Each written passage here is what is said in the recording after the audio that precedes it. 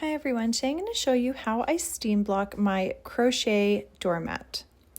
So I like to hang it over a plastic chair at the halfway mark here, just like this. So it's important, however you want to hang it up,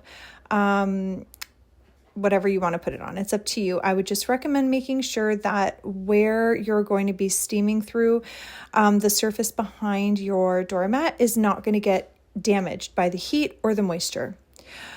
So I just use a small compact hand steamer here. I've included a link in the description below in case you wanted to order one. I just got mine off of Amazon, and I just gently, with the steam setting, you could see it bubbling away there. I can't really see the steam coming out so good, but you can see it in my steamer, it's bubbling away. So I just have it, it's only one setting on my hand steamer, so I wouldn't worry about the setting. We're using a macrame cord here. It's a pretty durable material, but the heat, I like to steam block my work like these. I just find it a lot easier, to be honest. It does a great job of loosening those fibers and flattening out your work.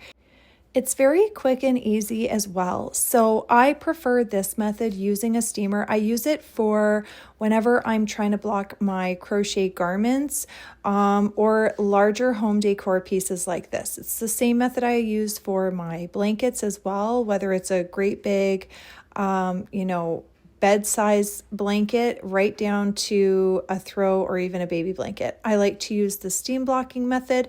Afterwards, when you're finished steaming it, you can either keep it hanging to dry or you can lay it out flat. I would just bear in mind, if you are keeping it hanging to dry, just keep in mind you might possibly have that little fold. So I leave it like this just for a little bit and then lay it flat on the floor or on another surface. You can, put some towels on your bed or a table and lay it across there.